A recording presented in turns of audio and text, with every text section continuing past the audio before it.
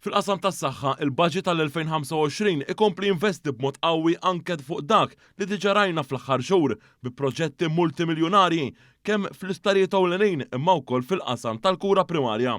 F'dan ir-rigward il-budget se jara żieda fl-investiment kapitali u rikurrenti li diġà kienu b'saħħithom fl-aħħar snin. Dan minn barra il-miżura tħabbret is-sibt li għadda u se tara li minn nhar il-ġimgħa li ġej il-parkeġġ tal-Isptar Mater Dei ma jibqax bi ħlas għal dawk li jmorru għall-appuntamenti fid-Dipartiment tal-Outpatients u fid-Dipartiment tar-Radjoloġija madwar 55,000 pazjent fix-xahar. Issa fid-diskors tiegħu tal-budget il-Ministru għall-Finanzi tenna li l-Gvern għandu għad-dispożizzjoni mal-144 miljun euro fondi Ewropej li se jkunu qed jintużaw bħala investimenti fit-titjib tal-infrastruttura u t-tisjieħ tal-apparat mediku. Dawn jinkludu it-tkabbir tad-Dipartiment tal-Emerġenza u t-taqsima tal-kura intensiva fl-Isptar Mater Dei flimkien mal-ħolqien ta' ċentru psikjatriku akut. Lil minn dan kollu li żguru meħtieġ favur servizzi adekwati lil dawk li jeħtieġuhom, id-diskors tal-Ministru Karwana fil-Parlament it-tnejn kien ikkaratterizzat ukoll minn miżuri li joqtlu lil eluf kbar ta' ċittadini f'pajjiżna fil-ħajja tagħhom ta' kuljum.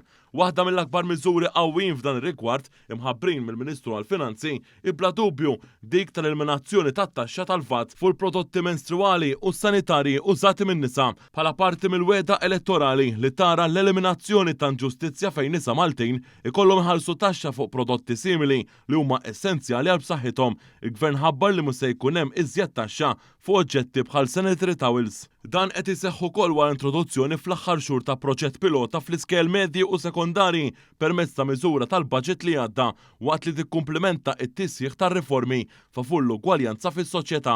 Minn barra hekk iżda l-miżura tara wkoll it-taxxa titneħħa minn fuq aċċessorji mediċi għan-nisa relatati mal-fejqan mill-mart tal-kanċer. Ma dan iżjed persuni se jiġu eliġibbli għal mediċini b'xejn wara emenda fil-liġi biex jitwessu il-limiti ta' dħul u b'hekk se jiġu mejjuna iżjed familji. Mis-sena d-dieħla żidiet fil-pensjoni kontributorja se jiġu ignorati għal fini ta' evalwazzjoni tat-test tal-mezzi tal-għajnuna medika bla ħlas li biha tali persuni jieħdu l-mediċini bla ħlas. B'hekk ser jibda jsir kif diġà jsir fl-evalwazzjoni tal-għajnuna medika li titħallas bħala benefiċċju. Dan se jwassal biex aktar anzjani jibqgħu jżommu dritt għal karturna r-rożhom. Minn barra hekk tħabbar li mill-ewwel ta' Jannar li ġej kull persuna li tkun laħqet l-età ta' 75 sena u li tkun tibbenefika mill-għajnuna supplementari se tibda tkun eliġibbli b'mod awtomatiku għal mediċini b'xejn bil-kartuna roża mingħajr ħtieġa li tissodisfa it-test tal-mezzi bilan li jintlaħqu firxa wiesa ta' pazjenti fl-iqsar żmien possibbli qed jiġu allokati mal-14 miljun euro biex jitnaqsu drastikament listi ta' stennija għal ċerti operazzjonijiet, kollaborazzjoni mal-privat u stmat li dan l-investiment se jwassal biex isiru mal-5,000 operazzjoni addizzjonali fil-qasam tas-saħħa mentali. Il-Gvern ħabbar li se jintroduċi inizjattivi komprensivi fil-komunitajiet li għandhom lan iżidu l-arfien u l-aċċessibilità għall-kura waqt li jnaqsu l-istigma assoċjata.